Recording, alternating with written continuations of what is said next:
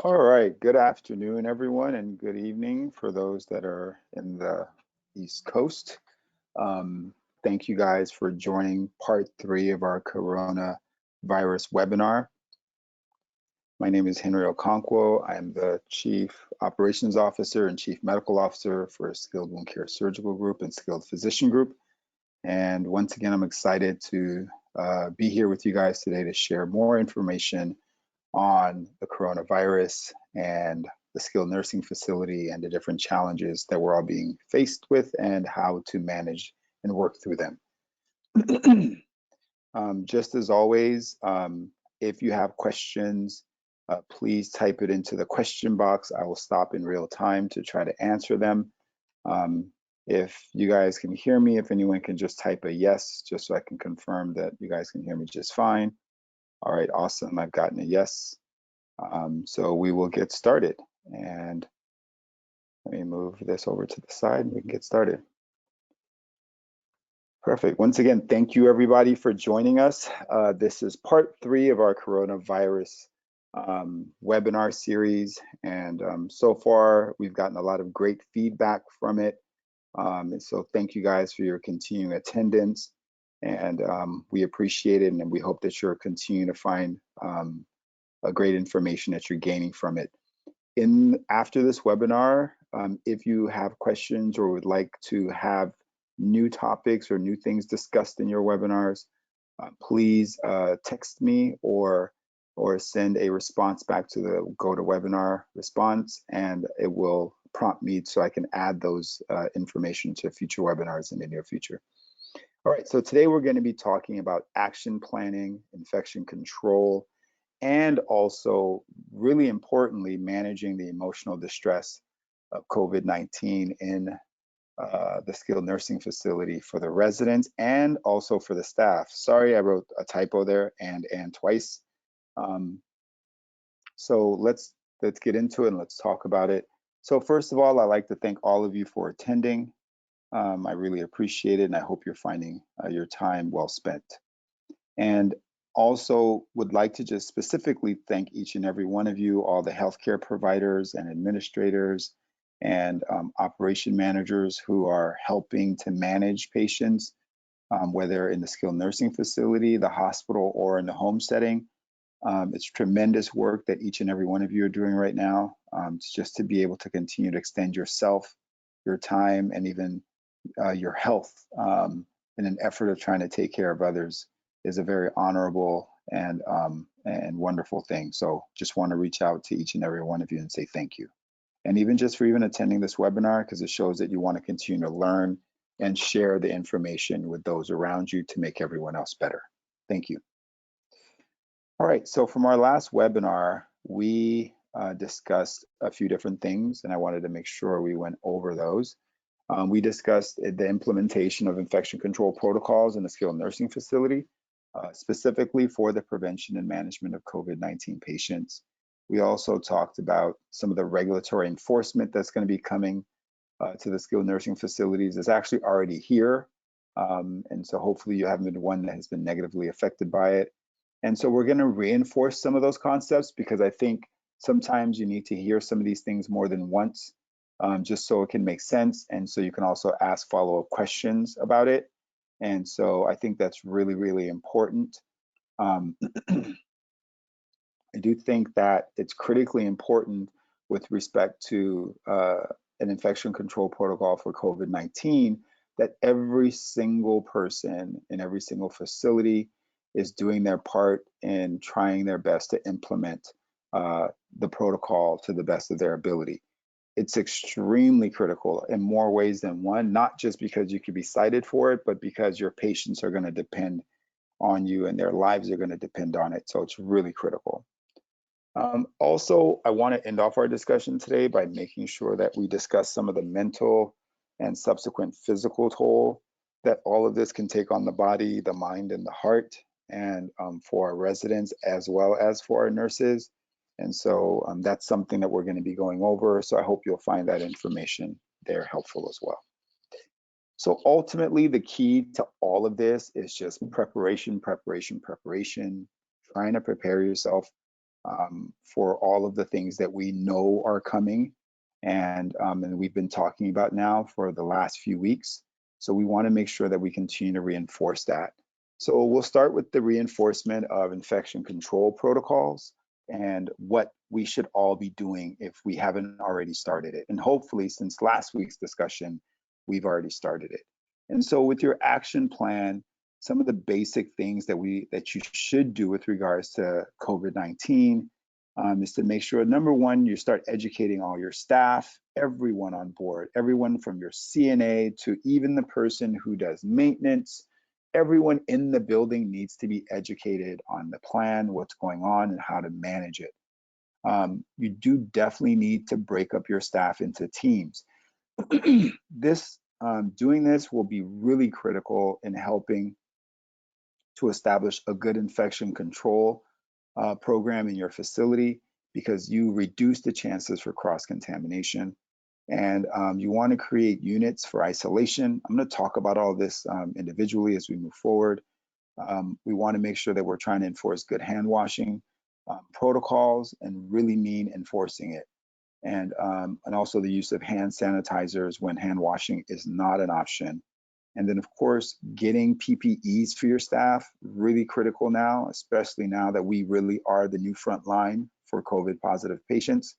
So you want to have the right support in place for your staff. And then, of course, continue, because PPEs may stay in low supply for quite some time.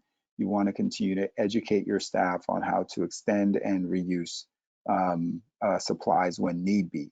But please refer to CDC policies and guidelines for it, so that way you're working in accordance to what the federal government has set up, okay?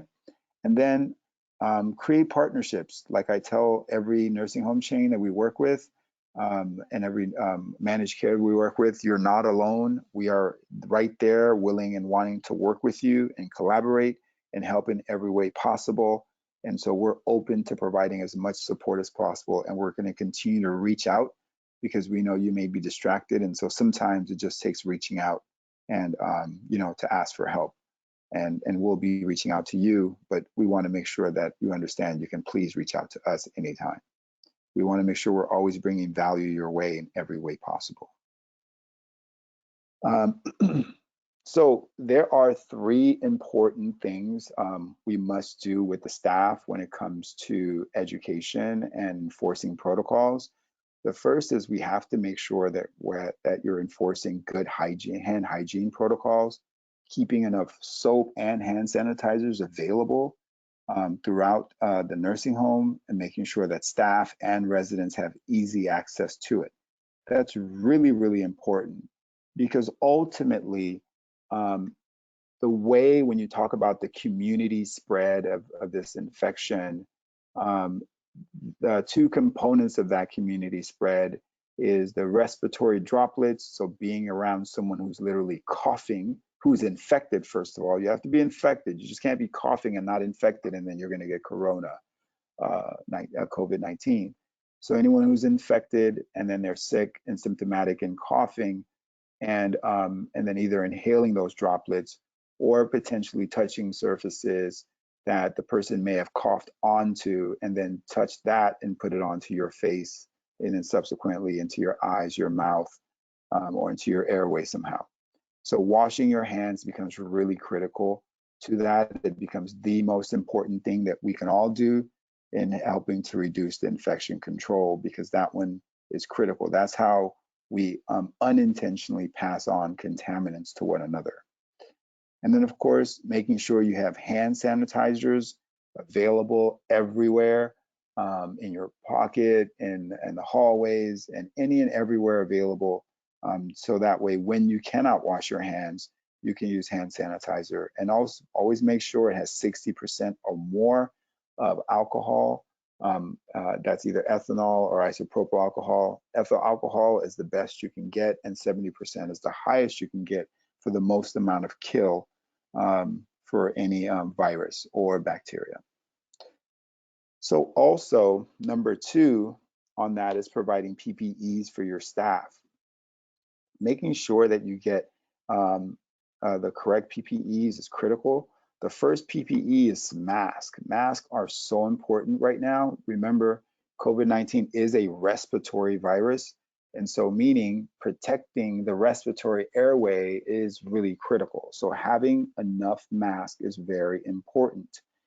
And obviously, when it comes to protection, face masks being the most important, but respirators, if you can get them, these are your N95s. I'll talk about those a little bit later, are critical, especially when you're managing a COVID positive patient.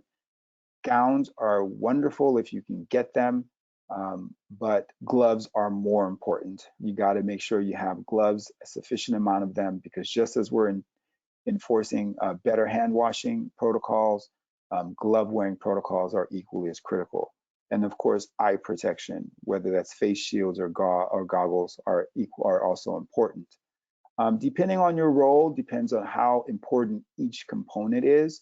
But for everyone in the facility, face mask and gloves are the two most critical components you have to have, no matter what, once you walk into your building. So when it comes to PPEs in the SNF, you know, it's not all SNFs are created equal, or not all SNFs have equal access. So everyone gets whatever they can try to achieve, get their hands on and provide to their staff. We know that can be very difficult, and especially when it comes to N95s, very, very difficult to get your hands on it, at least enough for your entire staff. Sometimes you're only able to get a dozen of them or 24 when you have a staff of 3, 4, 5 times that.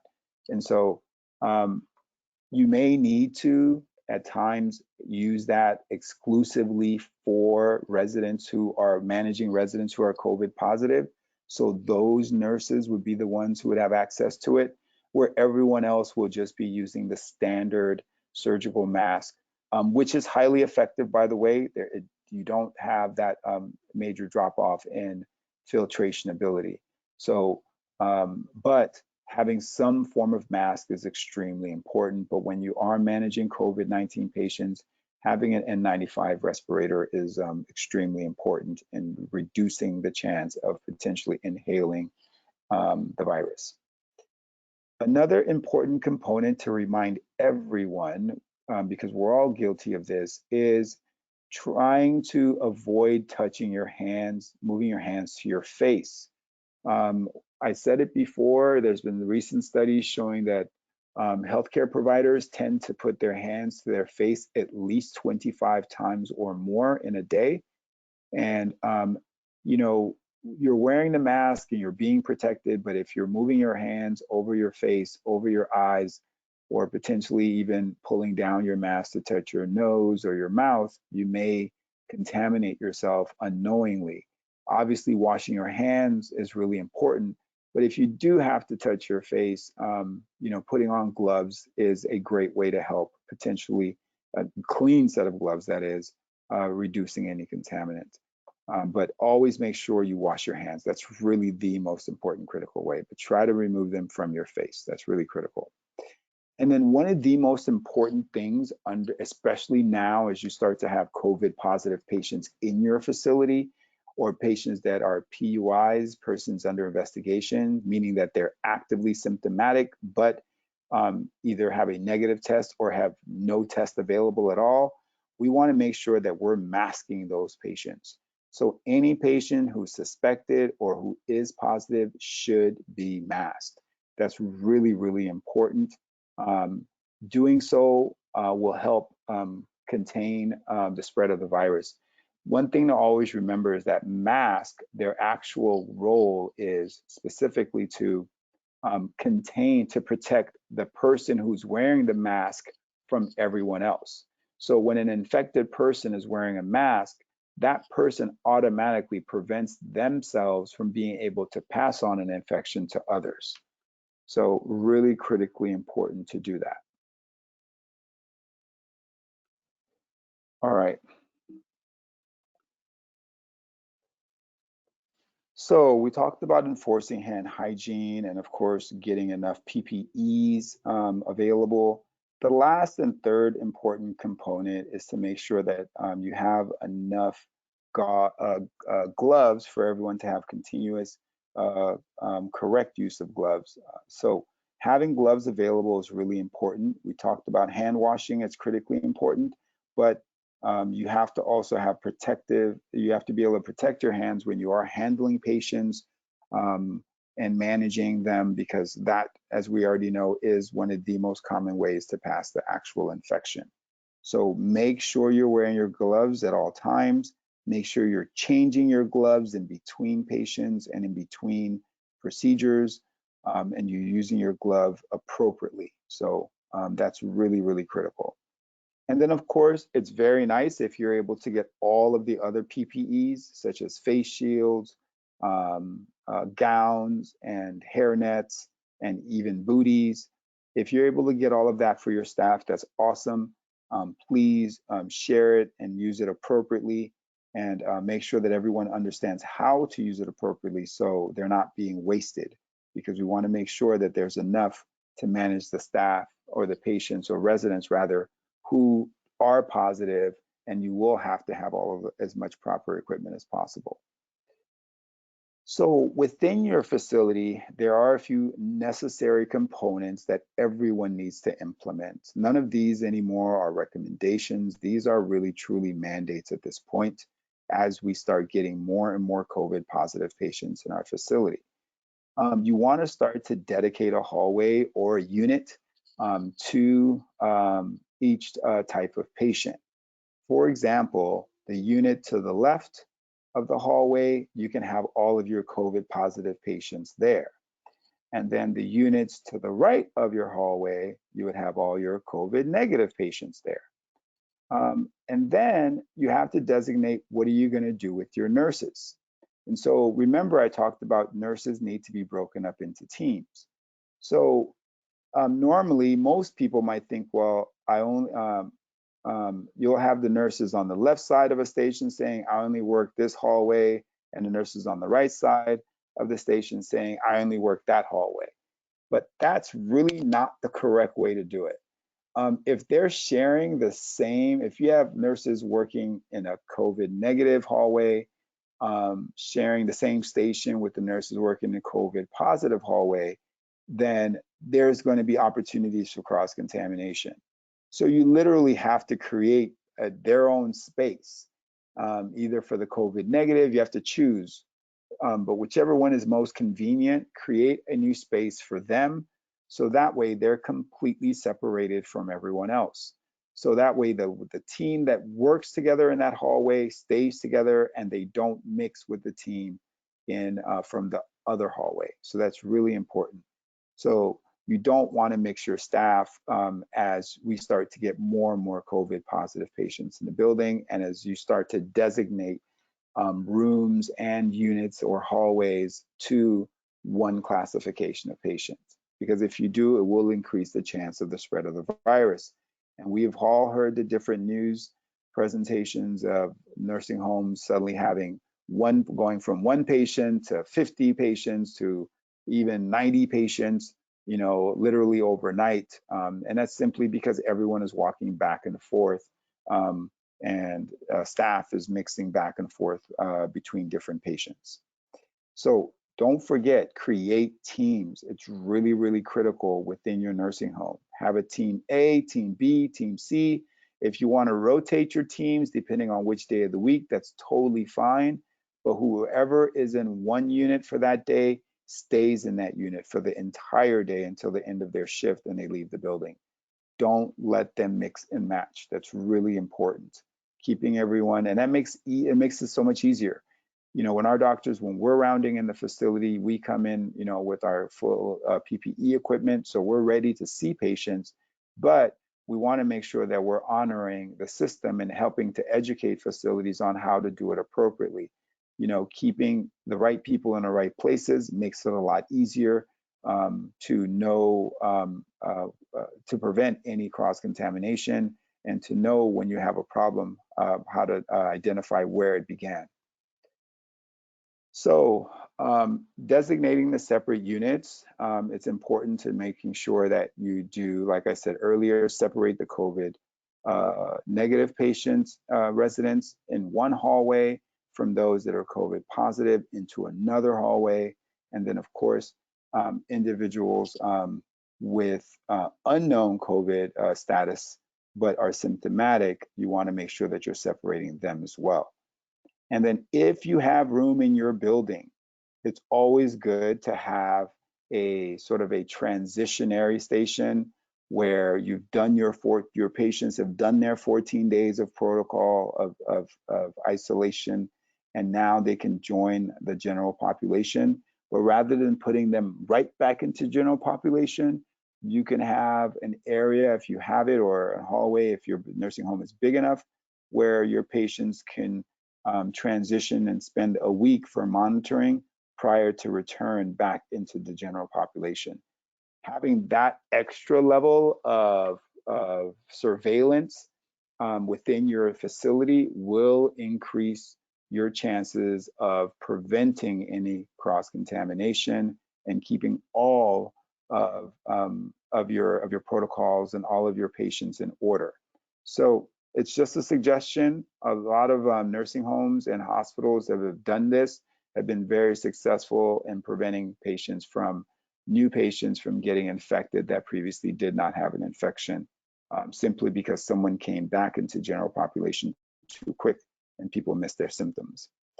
So, and of course, because the COVID can be everywhere, environmental cleaning and disinfection is still really critical. Make sure that you have enough equipment on hand and sanitizers and disinfectants to clean surfaces that are high touch, and that areas where residents are touching all the time, or you have a place where residents are positive, you're spending extra time in making sure that you're cleaning those areas as well. So there are specific disinfectants that you can find on CDC's website if you want for cleaning surfaces. But bottom line is anything that has a high bleach content or antimicrobial content will take care of it for you. Don't forget to clean your phones. SaniWipe is great for it, or with alcohol. These are great ways to disinfect your phone. The phone, for most people, is the reason why they end up putting their hands to their face. And so make sure that you are disinfecting your phone, especially if you lay it down anywhere in a skilled nursing facility, rather than put it back into your pocket that you might be designated as your clean pocket. So keep that in mind. Keep your cell phone as clean as possible. And it is important to still implement a random screening program in spite of the fact that now you have designated wards or designated units or hallways in your facility. You still want to be randomly screening people. And that's really important. You're randomly screening staff, you're randomly screening residents, and even essential visitors. So that even means us, our doctors. We want to make sure that everybody, and your medical directors and your physicians that might walk in, everyone is being randomly screened for any symptoms that might be related to COVID-19. The number one symptom to pay attention to is fever. Fever has consistently been shown as to be a common symptom for most people who who come up positive for the infection. So obviously there's cough, shortness of breath, diarrhea, and other such type symptoms, but fever has been shown to be one of the most common symptoms. Okay, I have a few questions. Oh God, it just happened again. I accidentally deleted one of your questions, Gabriella, the first question you asked. If you can, please retype it.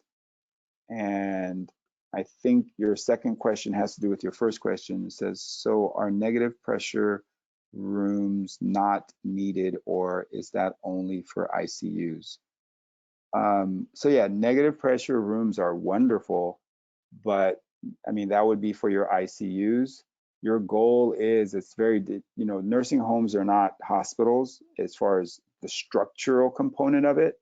It may have hospital-like qualities with regards to the level of nursing and the level of care that's being provided, but not with regards to the structure. So what's important is that those that are positive, once you isolate those in that ward or that hallway, they're all wearing masks, as well as all of the caregivers are wearing masks. So literally everybody's masked, the residents as well as the caregivers in those hallways. So you do not need a negative pressure room as you would in ICU in a nursing home, to answer your question. And does COVID spread through the air conditioning vents? That's a great question. So it's a respiratory droplet. So when someone sneezes or coughs and they have COVID, it's going to float all over the air until it dries up. It can land on someone or someone can inhale it. Once it gets into the ventilation system, it's going to dry up and it'll be inactive at that point. So it'll just become a dead DNA particle or RNA particle rather at that point, and it will have no value or no contamination values at that point. So being in an sucked up in an air-conditioned vent suddenly won't spread it into another room or throughout everywhere, at least at this point, as far as we all know. You wrote the next question. Now another SS came about. Now they are saying blood clots. Oh, another sign and symptom came out. They're saying blood clots are occurring in COVID patients. Is this organic? I'm not sure why they're saying blood clots are occurring. I think at this point, I came across that as well, but I started, when I read things, I go to try to take a deeper dive to find out why pathophysiologically that could be true. It might just be coincidental, but I will read on it, and at our next webinar, hopefully I'll find some more information to figure out why. And you also wrote, is this with people who have a history of underlying thrombosis? I would think that those who did have blood clot issues is because they did have some kind of underlying condition. I would say one of my biggest frustrations with some of the new symptomologies that some people have said that some people have, or some of the unexplained deaths, is that no one is speaking to what the health history of the patient was, or the underlying comorbidities that they may have had that may have predisposed them to the infection. So I think sometimes I read all of this with a grain of salt, and I try to do a deeper dive to see if I can find any other associations or pathophysiologic explanations as to why some of the symptoms may have occurred. So thank you. Thanks for bringing that up. Lori asked, CNAs, you speak to some of the dermatological conditions being seen on COVID-19 patients. Good question. It's interesting. What I've noticed as far as dermatological conditions that are occurring, first of all, there isn't a COVID-19 rash that does not exist, at least to my knowledge at this point. But what is happening, and I'm actually going to talk about this near the end, residents who are positive, they become sort of, when they go into quarantine, they also sort of go into isolation. And they're not being, they're sort of shunned. They're not being touched as much. They're not receiving the same level of attention. They're not moving as much, and they're in bed longer. And so you start developing more rashes of just being bed bound, of not getting out of bed, not changing, not showering as often, and heat and moisture and dirt that sort of just accumulate over the skin over time.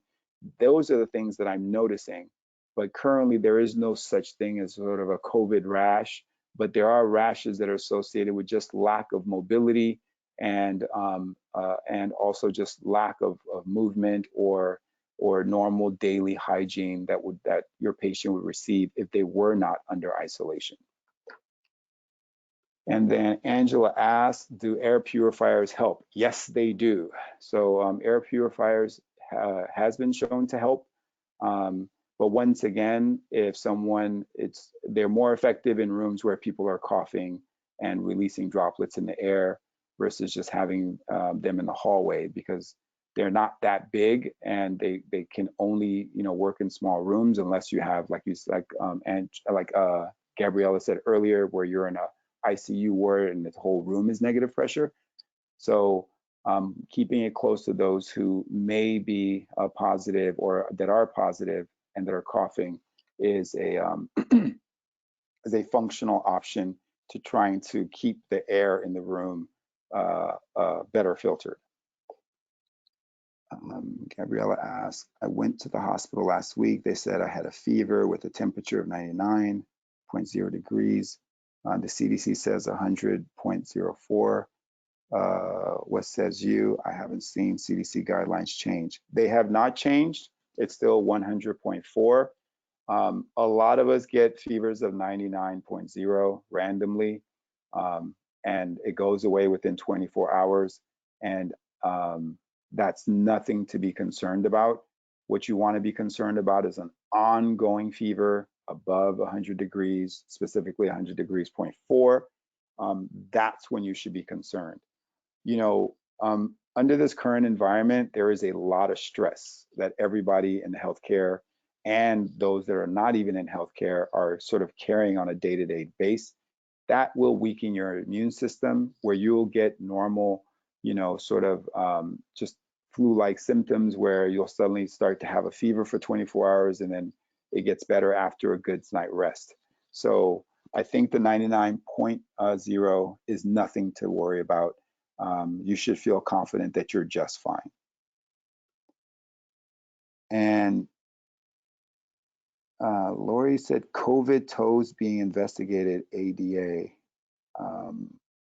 Explain, Lori, with another input, and then I'll come back to your question if you give me more detail. Eugene, is pink eye would consider one of the symptoms? Yes, pink eye is considered one of the symptoms. There's been those, and so let me explain the most common ways that occurs. So if you're in a room, and this is where your respiratory therapist have to always wear goggles and take full precaution. When a patient is doing a breathing treatment and all of their respiratory contents can be aerosolized into the air, and then it can be obviously can vaporize, and you can, if without any protective equipment over your eyes, it can come in contact with your eyes and start to irritate it, and then potentially cause an infection that way. And so I have read a few cases where pink eye or where it's been believed that the patient did get infected because they were in high, for an extended length of time with a person who was positive that was receiving a breathing treatment at the same time. And so, so that's why eye equipment is one of the most is important, especially if you're working with someone who is receiving respiratory therapy. And next question, Angela asks, do you feel that nurses should be tested more often, and how often, especially if we have several COVID positive patients? Okay, great. So this is a great question. Should nurses be tested more often? And if so, how often, especially if you have several COVID positive patients? So part of this series that we've been doing has been really to educate everyone on what the disease is, how the infection is spread, how to look for the symptomologies, and when you should be tested, and when, if you are tested, even if you've been exposed to someone who's positive, and how to quarantine yourself, or even if you were positive, how to quarantine yourself and then come out of quarantine responsibly. So first and foremost, testing currently, I mean, it's becoming, you know, more available. So more and more people are being tested that are showing up positive, even though they were asymptomatic. But more importantly, testing is required for any and every person who is symptomatic. So meaning a fever of 100 and over 104, I mean 100.4, or who have constant cough, a dry cough, or shortness of breath, or some of those other not so common symptomologies, such as you know, pink eye or diarrhea. So those are important things to then consider being tested. And at that point, if you know you've worked with a COVID positive patient, but we're using proper PPEs, and this is why this becomes really critically important from here on. From here on, we will all be eventually managing COVID positive patients, and we will come in contact with them knowingly. And so the key is having the right equipment because you want to make sure you're protecting yourself from respiratory droplets, and you want to make sure that the patient is not releasing respiratory droplets into the air. So that's why we talked about masking the patient and masking yourself. And of course, wearing gloves becomes critical to preventing the spread of the infection. You don't want to suddenly, start randomly testing everyone just to test them. I do know they're talking about maybe by the end of this year, there'll be enough antibody testing where everyone can just so randomly get tested to see if you've ever been exposed, and if you're now immune from it because you've been exposed, you're asymptomatic, and your body was to develop antibodies for it. But randomly testing your staff without any symptoms is honestly a waste of test for those who need the test, number one, because they're still in short supply, and can sort of, unless you're really anxious and you're worried that you may have it, can sort of create a distraction, because it's going to be everywhere to some degree, and you want to make sure that your focus is, are you doing the right things? Are you following the right protocols to protect yourself and to protect your residents? So just because you have COVID positive patients in your building is not a reason to be tested. But if your facility has not implemented good infection control protocols like the ones we're discussing today and the ones we discussed last week, and you believe you've been exposed, then that may be a reason to be tested. And I hope I answered your question clearly.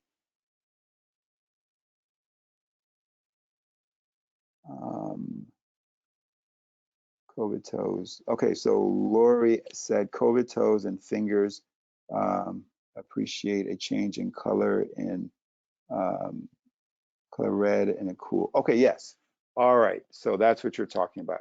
So when a patient, so Lori's speaking to what she calls COVID toes and COVID fingers, which occurs when you have a change in color of the hands and feet to a dark red, or and they become cool to touch.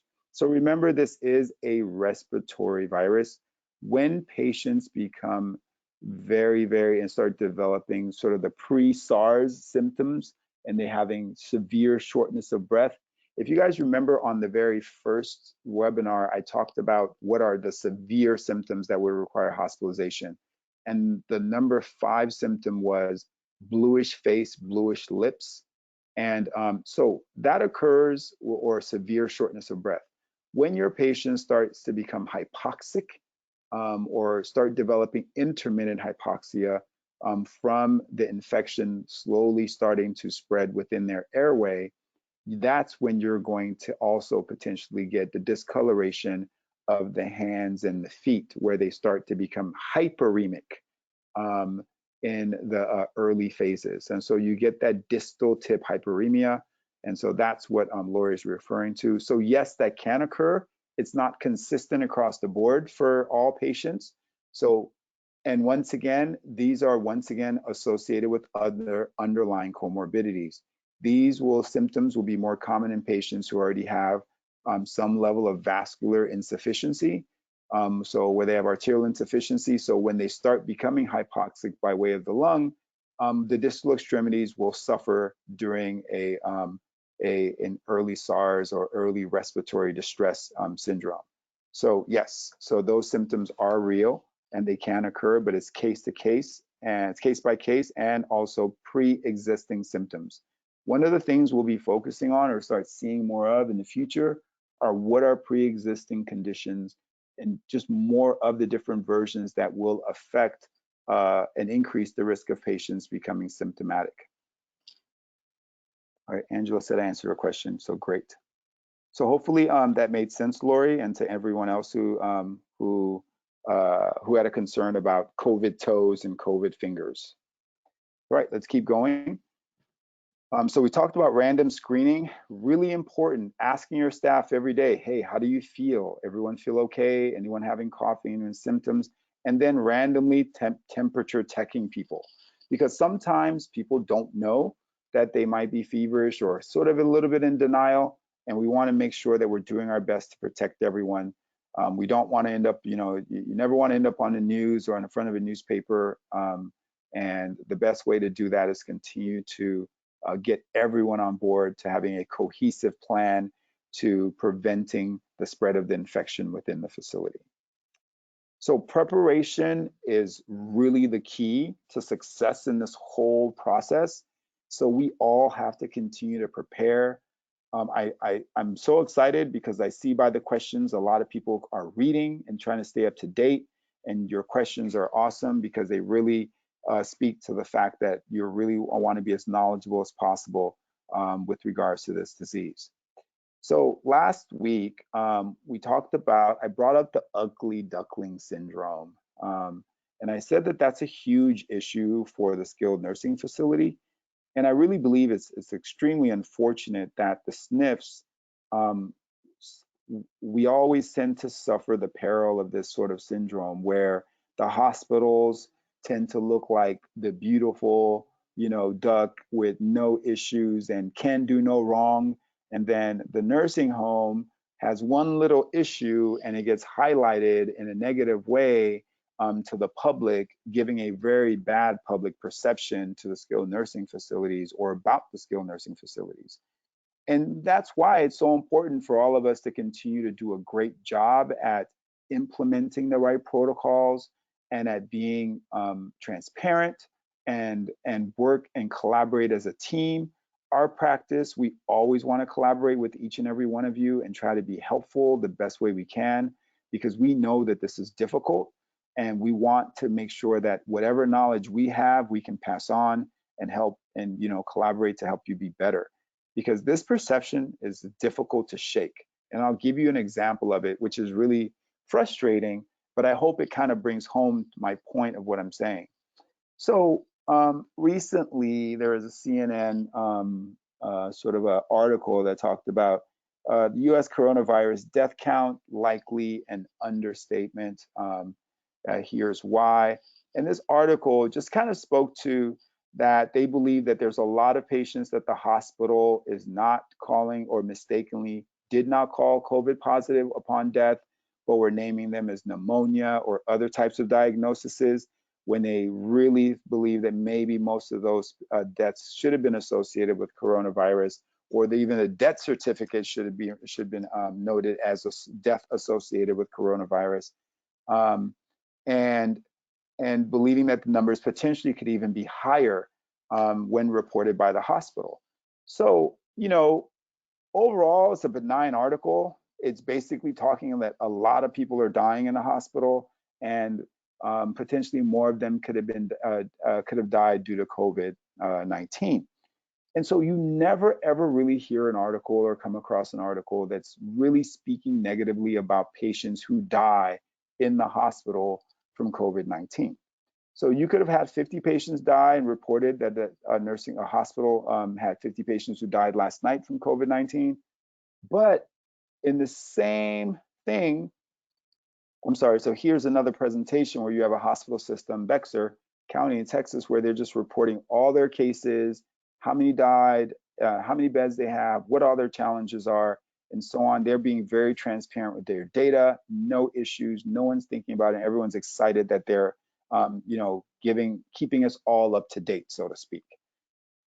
But in contrast, when a nursing home reports that people died, you get the completely opposite reaction.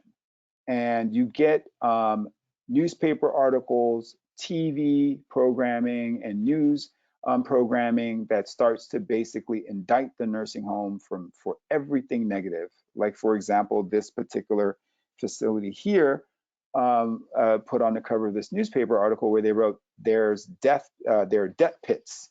Virus claims at least 7,000 lives in US nursing homes. So more people died in the hospital than have died in a nursing home. But now nursing homes are considered death pits. I think that's an unfortunate approach, but it kind of goes back to that ugly duckling perception that I was mentioning, where the hospitals tend to get the better end of the stick, and the nursing homes, unfortunately, get the bad end of the stick. And this is really, really unfortunate. And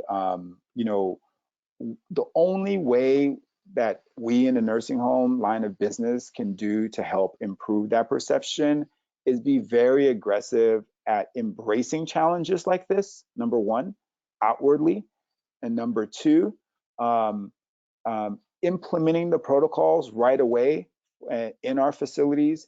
Don't delay, don't wait, don't run, don't hide, don't deny it, don't walk away from it. Don't assume that if you lock your doors and prevent anyone from coming in, COVID is never going to end up in the building. That's not true. It will get into every single one of our buildings one way or another. And so it's unfortunate. I think this has to change some way, but I think it can change with people, with all of us here that's on this presentation. We don't want to continue to read more and more of these articles. There's so many articles negatively bashing nursing homes for their positive cases. Here's another one: nightmares, conditions, infections, abuse in facilities owned by Bay Area nursing home operator. You know, it's really unfortunate. So saying all of these negative things about that nursing home and their owner even. And so you even have scenarios where now, of course, they're noting that assisted livings are just as bad. And so the hospital continues to get the break because the hospital is always forthright. They kind of come out and get ahead of it, and they're making sure that they're showing that they're doing everything that they possibly can. And I'm just encouraging every nursing home partner of ours and everyone who isn't a partner yet that will be in the near future to do the same, to basically embrace what's coming down and roll up our sleeves and get ready and prepare for it and invite it in, so that way we can do the right things and it can be shown that we're getting great results and we're protecting our patients. You know, we don't want the spotlight. Unfortunately, the spotlight is never just shined on the accomplishments of the nursing home. It tends to literally be shined on the challenges or the negative things that occur. And that's not what we want. We want that to change. And that's really, really important. So I'm going to stop here and answer some more questions as we go forward. Gabriella asks, is plasma donation effective? I have been reading yes and no. Yeah.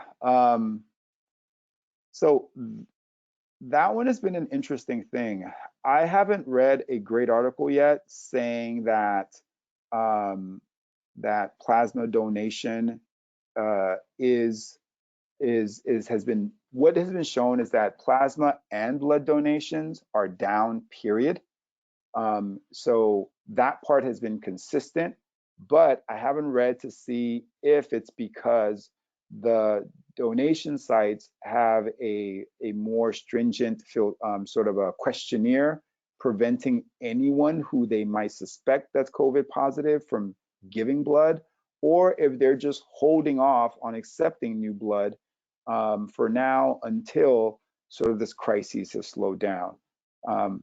And so that's what I've sort of come across in the readings that I've read. And I'll continue to read to see if I can get more insight on that for our next presentation. But so far, it's been more of the fact that they don't know, they're not 100% sure if currently they're just not screening the blood well enough. And so they're just sort of like, we'll just wait, we'll decrease the amount of blood that we're receiving, or we'll screen those donators a lot better. So just to sort of speak more to the challenges that the skilled nursing facility is having, like I mentioned last week, the federal government, by way of CMS and the Department of Health Services, has created a task force that's specifically focused on facilities, to assess for facilities implementation of infection control protocols. Now, once again, you know, as we start to be better at preparing and being more aggressive at implementing the right things, I think all of this stuff kind of goes away or becomes a moot point. You know, unfortunately, the first nursing home that in Kirkland that had the COVID positive patients, 37 patients died. And that is obviously because it's happening in a nursing home and not 37 patients dying in the hospital. It looks horrible, and it looks like the nursing home wasn't prepared. And unfortunately, the nursing home was not prepared. Everything they cited them for was apparently legitimate. And so it made for great news, but it also created an opportunity for CMS to now create this task force whose prime job is to go out and to assess and survey facilities to see if they have a revised infection control protocol in place that's specifically adapted to preventing the transmission of the coronavirus. And so that's important. And so like I mentioned to everybody before, the locked doors was only the early action plan set up by CMS, and that was just because everyone was in disarray and no one knew, we're all just trying to play catch up. But now that the hospitals are sending COVID positive patients into the facilities, they know that they don't want those patients to go back to the hospital. So the key is, what are we in the skilled nursing facility doing to prevent the transmission of those patients who are positive that they're sending to patients who are not positive? And so that's where we all have to get to. So those surveyors will be looking for very, very specific things. The first and foremost things, they'll be looking for facilities that have failed to have good infection control protocols in place. And those protocols have to be geared towards preventing COVID-19. And we went over the steps of what you want to implement in your facility to have the best structured protocol in place. They're also looking for facilities who fail to identify and manage sick residents. So remember, I talked about a random screening program. You want to get an infrared thermometer so you can randomly screen residents and employees and everyone in your building, and everyone sign a consent agreeing to be randomly screened. And I think that's important. So medically, legally, you've done what you need to do, but in doing so, now you have a true random screening program in your facility. You're less likely to miss the opportunity to identify someone who is positive or who is symptomatic. And the next, facilities that fail to notify the state that they have a patient who is COVID positive or a patient who's severely symptomatic. That part is important. If you know you have a patient who's COVID positive, you must report it to the state right away. Don't waste time. Don't let the hospital end up reporting you. That's a bad look, and it brings the surveyors down with a level of aggression to your facility. And then last, facilities that fail to sort of have a backup plan. The one in Kirkland failed to have a backup plan for their primary care doctors and really their medical directors who became sick. They didn't have anyone else who can come and manage the patients. There is a reason why certain physicians or physician groups are considered essential providers. The primary care doctors are still considered essential because you need to make sure that doctors can see the patients to prevent hospitalization.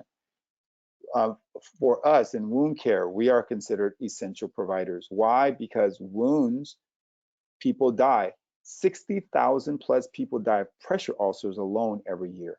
That's just pressure ulcers, let alone the fact that diabetic wounds can kill on average a little bit higher than that, about 80,000 people a year. And so just wounds alone kill way more than COVID will this year. And so it's extremely important to continue to collaborate with your wound care providers. And so that way those patients are being managed and they do not end up in the hospital, their wounds don't break down.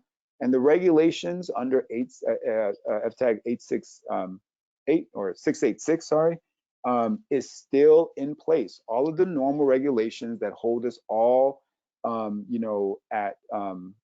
in regards to how we manage patients and how we manage wounds and how we make sure that patients don't end up back in the hospital is still in full effect.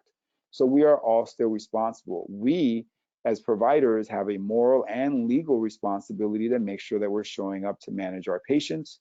And so we want to make sure that we're collaborating well with our facilities to do that. So we cannot operate in fear. We have to operate with knowledge, and we have to make sure that we're reading and we understand so we can implement the right policies in place for our facilities so our residents and our employees can be healthy and successful and prevent the spread of the actual infection. and prevent hospitalization of any of our patients. So that's really, really critical, okay?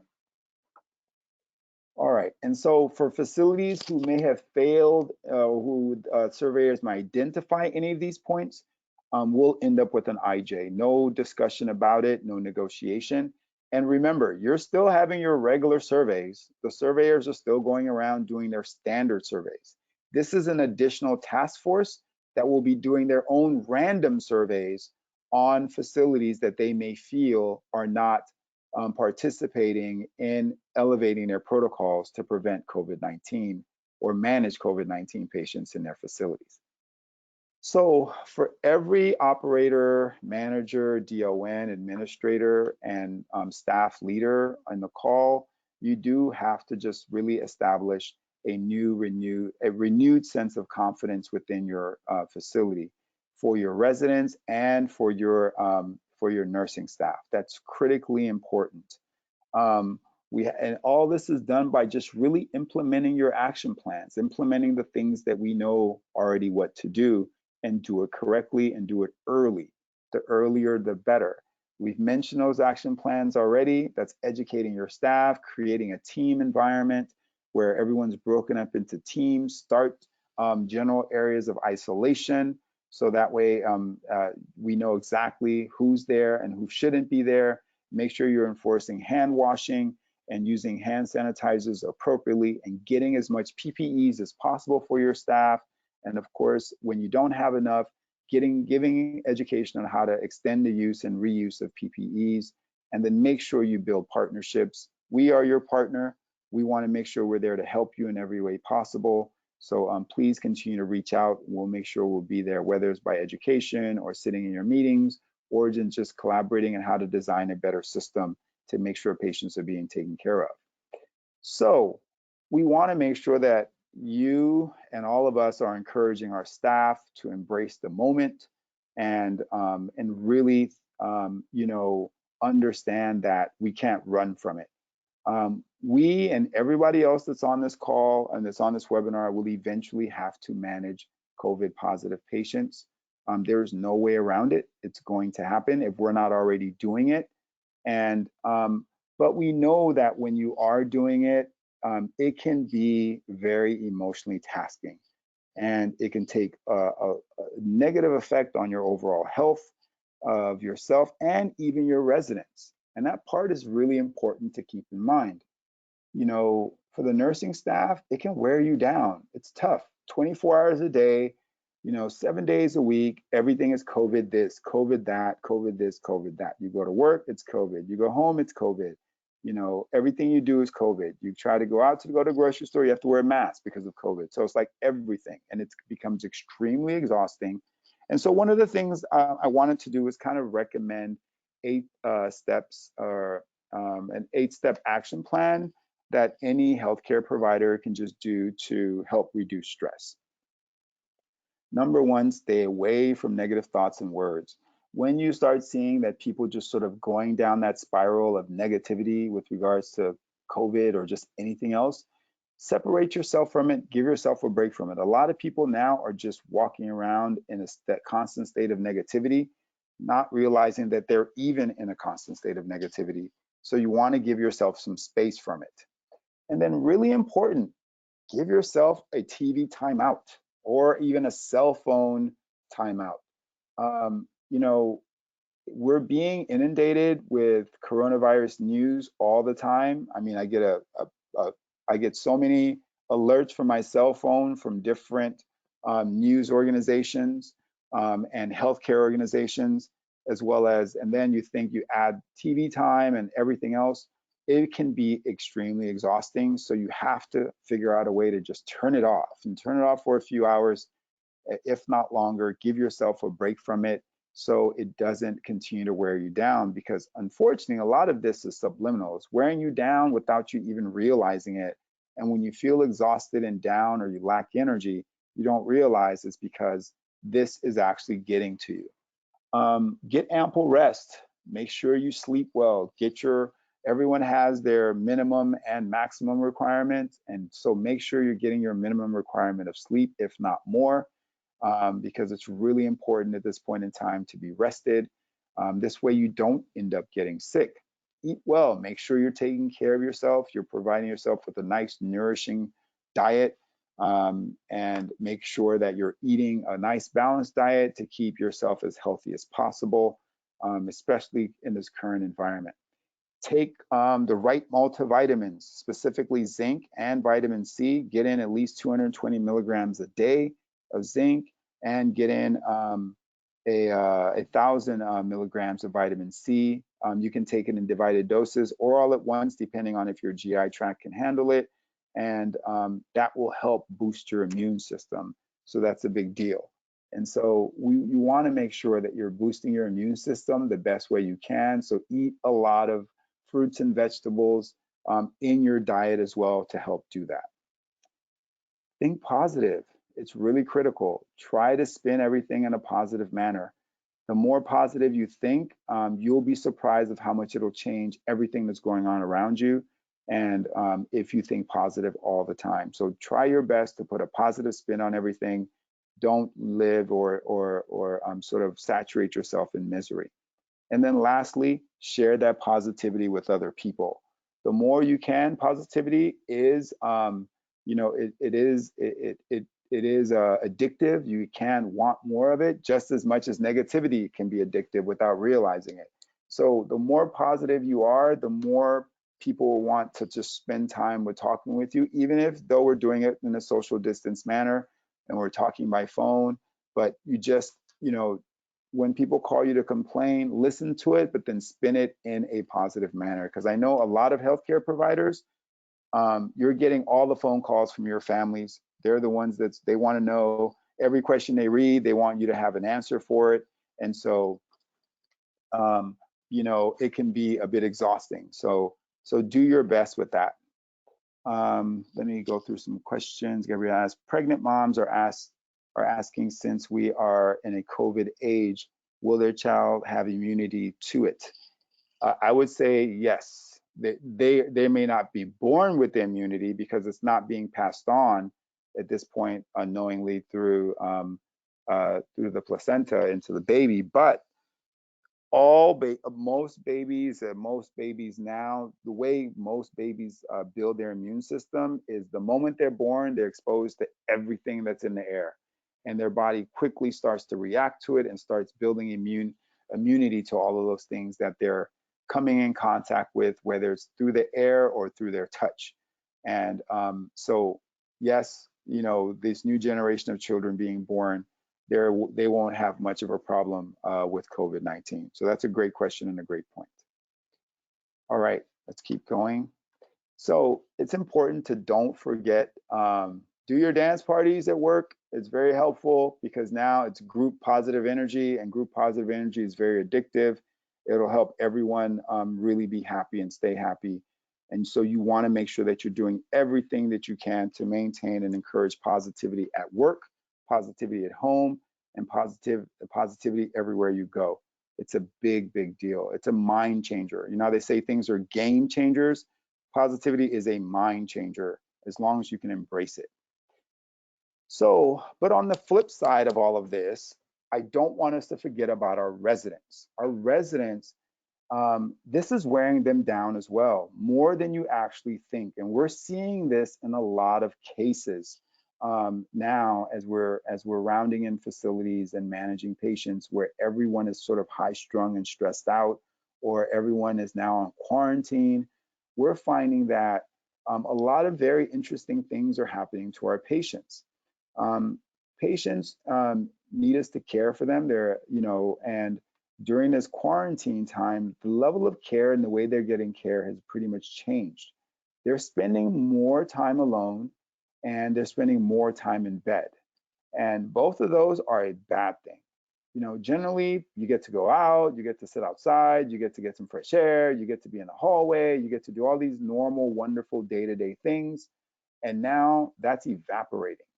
And their TVs that are on in their room, COVID everywhere, COVID all the time, it can be pretty exhausting for them as well. And then, the fact that we have to implement social distancing for our residents, by not even sort of allowing them to normally get together the way they normally would, it does change everything, because guess what? Family is no longer allowed in the building. That's so difficult for a lot of these elder residents. They need their family. They like seeing them. That's all they look forward to.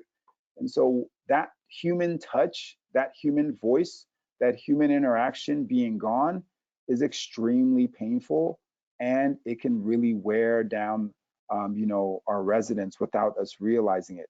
We've had a lot of residents this year die. I'm sorry, recently this year, in the last 3 to 4 weeks, really last 3 weeks, die. They've all been COVID negative, but literally because they've suddenly, started to just break down. And a lot of this is attributed to some of the things that I'm covering now. So the social networking that normally our patients have in the nursing home, no matter how minimal we may have thought it was, is gone for them. And that they look forward to, whether it's mealtime, whether it's, the music guy that comes in and play music, or the performances, or all those other things that happen on a day-to-day basis in a nursing home, unfortunately right now has been eliminated. And that makes, the nursing home feel like a very miserable place to be, unless you're getting, you get back to the ways things were prior to that. And this can lead our patients down sort of the wrong path, unfortunately. And it becomes a really dark path, because they start really feeling alone, and that's dangerous for our elder patients in our nursing homes to start feeling alone. They start feeling really isolated, like they're really by themselves, even though they hear other voices, even though they know there's somebody in the bed next to them. It just sort of feels like they're now in their own little bubble, and they've been told that they have to stay there, which can be a bit difficult. And so when your patients start having no sunlight, vitamin D levels start going down. By the way, take vitamin D. For those who aren't getting much sunlight, that's also really important. So when vitamin D levels start going down, patients slowly start feeling more depressed, and then eventually you'll see that they'll actually stop eating. And we've had a lot of patients who recently stopped eating and not wanting to have any desire to consume food for no apparent reason, and then their overall health slowly starts to decline. And wounds tell a lot. They can tell a story about what's happening with the patient. So we're seeing a lot of wounds that we haven't seen in a couple of weeks, because of whether because maybe the facility was practicing complete isolation, and we're only doing telemedicine. We're getting back in there, and we find that a lot of these wounds have declined severely, but you also see that the patient themselves have also declined along with the wound. And so that becomes unfortunate, because it increases the risk of death. And these newspaper articles, they're not kind.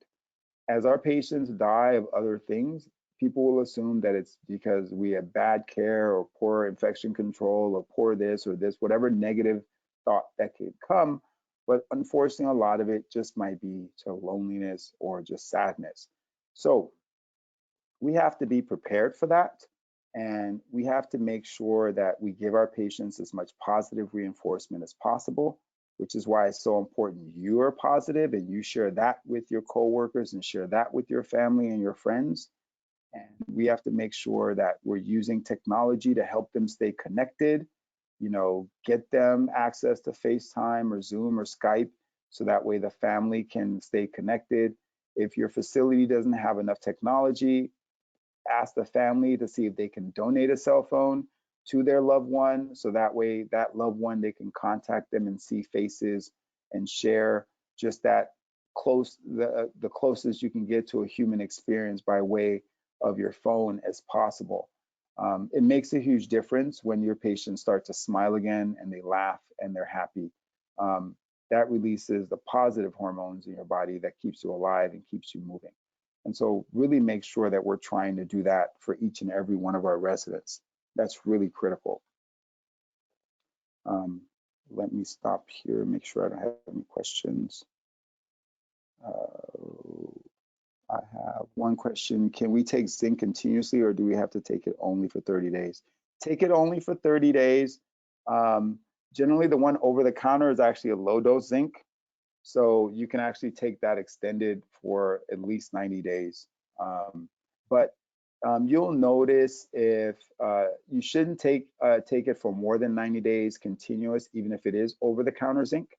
And after that, you should give yourself a 30-day break before you restart to a 60-day break, depending. I mean, usually healthcare workers are healthy, so filtration problem is it's not an issue, but a minimum of 30-day break to 60-day break before you restart your next 30-day and ongoing dosing of your zinc. And then vitamin C, no break required, ongoing forever. You can take every day 1,000 milligrams. Some people do a little bit more than that, but minimum 1,000 is going to be very effective. All right, let's keep going with our presentation. So you, specifically everyone here on this webinar, from coastline to coastline and all the different states that you guys are in, you have to maintain a positive attitude for yourself and for everybody around you. That is extremely critical for your residents, for your family, for your coworkers, for everyone. It's really, really important. It does start with you, with ourselves. And we're all going to get through this eventually. As you guys, I didn't really go into COVID data today. I'll do that at our next meeting. But overall, the data is looking good. The hospital surge is nearing its, pretty much for the most part, hitting its peak. But what that means for us in a nursing home is our surge will continue on for at least another week. And hopefully after that, the next 2 weeks max, we'll start seeing stabilization. But who knows? I have to continue to look at the data and research it. But overall, what it means for us as a public is that we're going to start seeing normality, some form of normal interactions start to come to light in the next, 30 to 60 days, or usually most likely less than that. So this will not last forever. COVID will never disappear from the face of the earth, but you won't have as many people suddenly across the world all at the same time being infected by it. Unfortunately, we'll have a certain amount of people that it kills every year, just like any other virulent infection, but it won't be like what we're experiencing now. So just to kind of summarize our predictions that we originally have started with, and that's that most nursing homes in the United States will have at least one COVID positive patient over the next few months. And as you can see, it's kind of headed that way. I think the current data says there's a little bit, there's about 23 to almost 2,400 nursing homes throughout the United States that have reported COVID positive patients. But they do believe that the numbers are actually higher than that. And so we'll see what happens over the next coming weeks. Most of us will get exposed to the virus, just like Gabrielle's question about will all the new babies that are being born exposed? Yes, and they'll build antibodies for it. The majority of them, unless they were born with an immunosuppressive disease, the rest most likely will just build it and be fine. But obviously we know that every individual body is different. So some of us will react, most of us will not. And then, like I mentioned, most of us will be asymptomatic as we all start to develop antibodies for it. And most of us will be surprised that when we get antibody tests in the future is that we'll already have antibodies for it, which would be kind of an awesome thing because then you don't have to worry about it anymore. But unfortunately, probably we will hit the 100,000 patient death in about a year. Currently, we're nearing 50,000. And so it will slow, but definitely it will hit the 100,000 mark, sometime within 12 months from when this first began to when it ends. But what is important is that each and every one of us can help improve that death rate, especially within a skilled nursing facility, by just enforcing and implementing and enforcing infection control measures. If you have challenges with it, call us, we'll help you, we'll share with you what we know and understand. I'm teaching it to all of our doctors and all of our physician practice managers and all of our business development managers. We want to make sure that everybody on our team can be helpful to you. So please reach out and contact us if you have any questions or need help with anything. We want everyone to be successful. We want all of our residents to do well, and even if they get infected, to not die from an infection. And that's really ultimately our goal. So keep working together as a team. I like always concluding with this slide because I think it shows the level of teamwork that we all have to continue to embrace. Remember that we are all part of the same team and work together that way. And most importantly, don't forget hand wash, hand wash, hand wash. Of course, wear your mask appropriately at all times, and then use hand sanitizers when then you cannot hand wash, and then stay positive, really critical, stay positive. That's so important. And let's see. And any questions? That concludes our presentation for today. I was able to actually get it done in an hour, a little bit over an hour, but not too bad. Does anyone have any additional questions? I think we answered everyone's questions that typed in. If you have any other additional questions, please feel free to text me, reach out, and don't forget, we also have a webinar given by Maureen Daly, our clinical nurse educator, tomorrow. She gives it in 3 different time zones all day tomorrow, and it's a webinar. It's going to be on Braden scale, so that should be pretty exciting. Please join us for that. You will get invitations for that as well sometime today after this webinar. And don't forget, if you have questions or have specific topics with regards to COVID or infection control for this part of the series, please text me and I will make sure I implement that into the presentation in advance, so that way you can have extra insight that I might be able to provide on whatever specific question you have, if it's something that you want to learn more about. And let's see. And I believe that's it. No more additional questions. Thank you guys so much. I appreciate you all for joining. We had a great number turnout, and continue to listen in for when we have our next webinar. And take care of your patients, be safe, and take care of yourself and your families, and have a great day and a great evening. Take care. Bye-bye.